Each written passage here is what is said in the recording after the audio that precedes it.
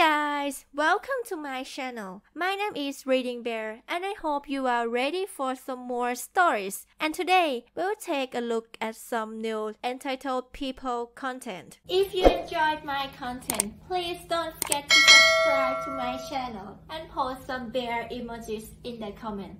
And now, let's dive right into the stories. The first story is titled "A Crazy Woman Demanded to Get Me Fired Because I Refused to Sell Her Skinny Jeans." Background info. My name is Sean. This story happened at Walmart in January of this year. I used to work at Walmart in September, but I quit to go work at my sister's donut shop. At Walmart I worked at the register. I would see this woman from time to time. I actually ended up being good friends with her. She was chill to me and most people all the time, and she was just really cool in general. We would hang out after my shift sometimes and I loved being around her. Alright, now to the main story. In January I was at Walmart looking for a Lego set I've been trying to get for a little less than a year. When suddenly, for the sake of this story we'll call her Karen. Karen walks up to me. "Hey Sean, it's been a week or two since we last talked." She would randomly pop up out of nowhere and scare me like that. This was one of those times. "Oh hey, it has."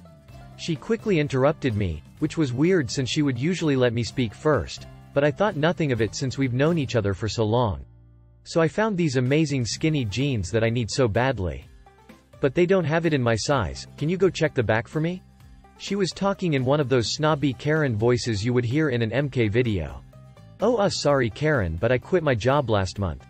With that annoying Karen voice she said, "Ha ha ha, you've always been so funny Sean. But for real though, can you check the back and see if you guys have this in a size 18? Karen seemed really off today and this confused me because she has always been really happy. "Oh, I'm not joking. I really did quit last month after Black Friday. I can't really handle that many people."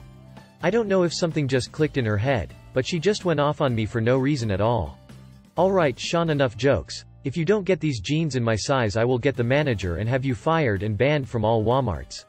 She was really causing a scene and I could even see somebody recording from afar. Karen has never yelled at anybody that I've seen, so this was really confusing and actually kinda scary for me. "Whoa Karen, calm down, I really don't work here anymore. Why else would I not be in uniform?"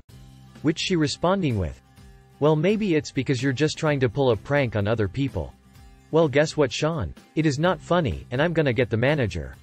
At this point I'm just standing in the toy aisle, completely confused, and embarrassed with all the people staring at me. A few moments later my old manager came with Karen. Let's call him Bob. Now Bob was the best manager ever. We would hang out any chance we got, but after I quit we kinda slowed down. We're still in touch though. Here he is. "Hey Sean. Bob is here to fire you." Bob came up to me and said, "Hey Sean, it's been a while, you doing good?" "Yeah, I broke my arm a while back, but other than that I'm fine." Karen looked shook and so confused, which kinda made to cackle a bit. Bob told Karen, "Hey lady, Sean actually quit last month, so he doesn't work here anymore."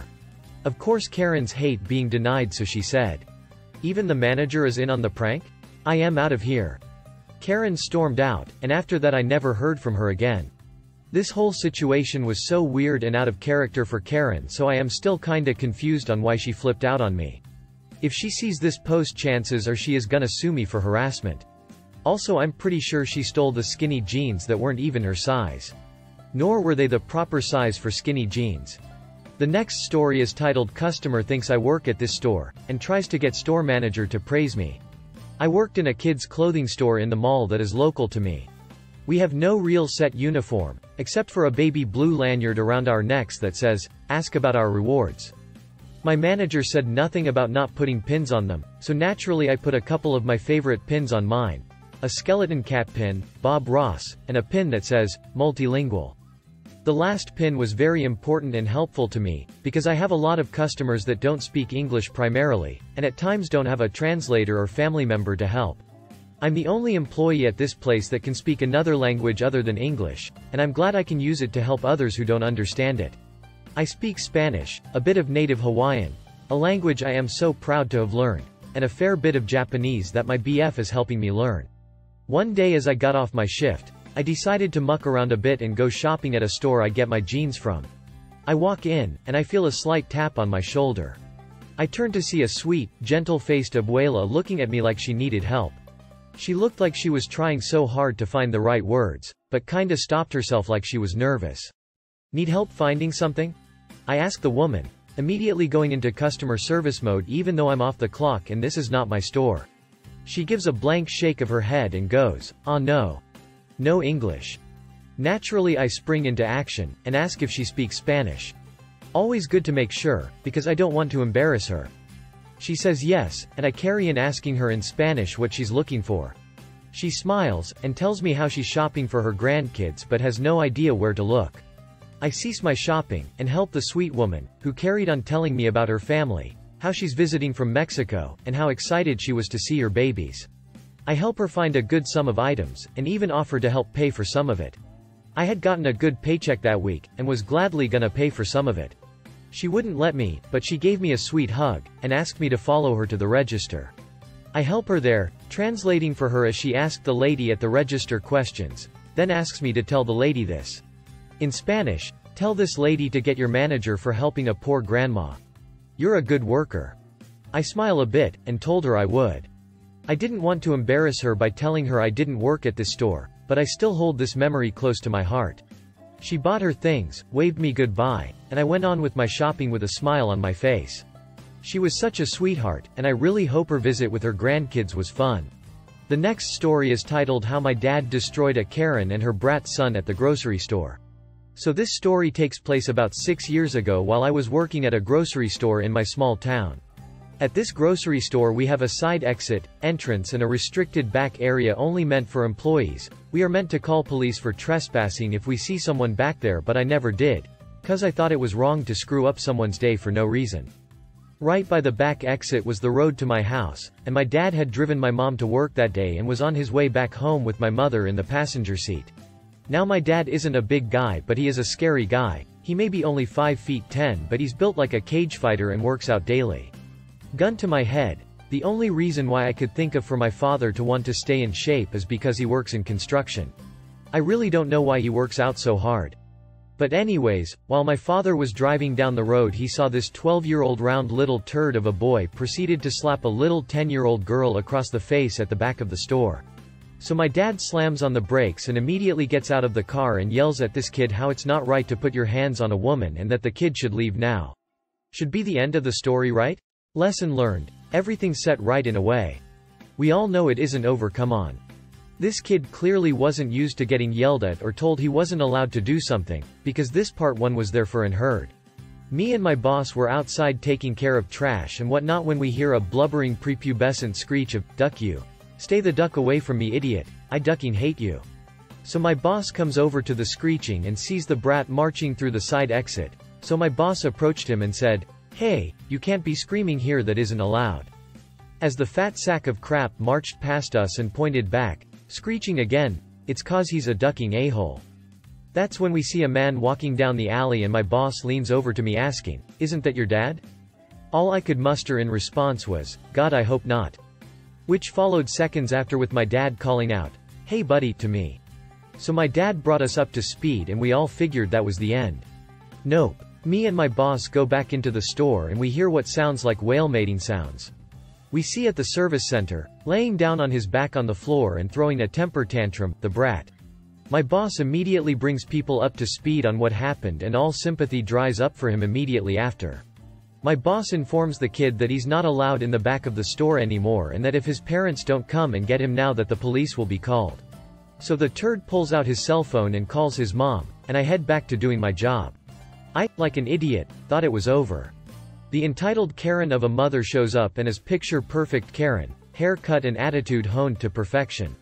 So she immediately gets out of the car and walks over to her filthy little crotch spawn and says, "Oh sweetheart, who made you cry?" My dad, apparently to entertain to leave or something, pipes up before the kid, "Yeah, I did that."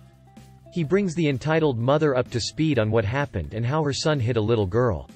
She scoffs and goes, "That gives you no right to try and parent my child even if he was misbehaving. That's a job for the parent, not for you." My dad, already fully grasping the type of person he was dealing, responded with, "Yeah, well, you weren't around and I wasn't about to let a little kid hit another for no reason." She got offended by this screaming in response, I'm sorry, I was busy being a good mom at home and making my kid dinner, you a-hole. You have no right to parent my kid. My dad, acting like he just understood, goes, oh, I get it, he's just copying what he sees at home. Clearly your husband must smack the snot out of you if you think it was okay for him to be beating up on little girls. Karen did not like that response and said, I'm gonna go get my husband. He's 6'4" and is gonna kick your ass. My dad actually laughed at this and said, go ahead and ducking, bring him, idiot. I will snap him off at the kneecaps and beat him with his legs. It was about then Karen realized she had lost, loaded her spawn and his bike into her minivan and drove off. She ended up coming back with her husband later, and my dad actively ate candy and laughed in his face about the skid mark his jeans created. The man never touched my dad, possibly due to the police station that the grocery store's parking lot actively touched. The Karen, her husband and her kid were all banned from the store, and my manager bought my dad a box of candy. The next story is titled Mistaken by the Show Manager for One of the Performers. When I was 15, I went to see the national touring production of Cats, and since I was a big fan and I'd never seen it before, I went in costume, which was a trend for Cats fans. I wanted to get pictures with the actors after, and I thought it would be more fun in costume. I was waiting in the lobby for the show to start and a lot of people asked to take a picture with me. I said yeah because I was a passive teenager who wasn't great at saying no lol. They probably thought I was a cast member because my costume was mostly accurate. But then a man came out and started telling me I had to get backstage. I wasn't allowed out in the lobby before the show and I shouldn't have been taking pictures with people. I was really confused, and then he realized I wasn't one of the actors in the musical, just a kid in a costume. He was the tour manager. He was really lovely and said if I came back the next night he would give me a tour of the stage, which he did. I got lots of cool photos and autographs with the cast and talked to the crew as well. It was a wonderful experience for a nerdy kid and probably the best I don't work here outcome you could have. The next story is titled I Called Roadside Assistance Today. Note that I am a physically capable adult male. Mildly relevant. I blew out a tire while driving this afternoon. Pulled off the busy road to a side street to assess the damage and start work on replacing the flat with the spare from the trunk. It turned out that the lug wrench provided in this particular car was absolutely tiny, and thus provided very little leverage. Try as I might, I only managed to loosen one of the 5 lug nuts holding the tire on. No problem, I thought, as I have roadside assistance coverage on my auto insurance. A short call later, my insurance has dispatched a local service provider and I receive a text stating that, Daryl, from the local provider will be arriving at my location by 2:34 p.m. That's less than a half-hour wait, so I'm pretty happy. At 2:33 p.m. a van approaches, the driver waves at me and pulls over. Driver immediately hops out with a toolkit in hand. We exchange brief pleasantries and I explain my problem. Driver smiles and tells me the same thing happened to him last month and says not to worry about it. He takes out a proper wrench, I hand him the jack, spare, and he has my car back in operation in about 6 minutes flat. It was at this point when the conversation got a bit muddled. I ask him if he needs anything from me, like a signature, to ensure he gets paid. He responds that no money is necessary. I try to clarify my question, and explain that I have roadside assistance on my policy, and that my insurer got him dispatched to me and that I think they will pay his employer for the service call. His response? Oh, no one dispatched me. I was just driving by and thought that you could use some help. So you're not Daryl? Nope, Brian. I can't believe that I handed this guy my jack and just watched him crank up my car while lying on the frozen pavement. I don't even remember how many times I apologized. Guy wouldn't even let me hand him some cash. He just left, in full cheer, and told me to pay it forward. Aftermath. I waited another 10 minutes for Daryl, but gave up and left after finding his employer's phone number and canceling the help request. My insurer had been sending me automated texts all day, along the lines of, has your service provider arrived yet? Reply, why, if yes, and if no, has your service been completed yet? And, how likely are you to recommend this service provider from 1 to 10? I can't figure out how to respond in such a way that no one gets in trouble or underpaid. Anyway, thanks Brian. The next story is titled Someone Called the Police because I didn't work there. So I have one of those technician jobs where I go all over and work on point-of-sale machines. I often get mistaken for someone that works at the store because I'm behind the counter. Normally people are understanding but not at this store. When I arrived at this store, I was greeted by the manager and owner of the store because they have been having issues with a barcode reader. The problem was there was nothing I was really able to do about it. We had been having this issue for months, and as techs we were not giving any way to fix it. I had the manager and owner threatening to get me fired because I don't want to do my job. They didn't like me already because of something that my coworker told them months earlier when I was still in training. I was pretty frustrated just minutes after walking into the store.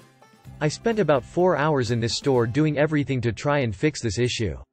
This store has a big island in the middle of it and had a cashier on either end, and I was working in the middle of them. I had people come up to me almost the entire time I was there trying to get me to ring them up. I would just tell them I don't work here, you'll have to go to the other people, and would point to the cashiers.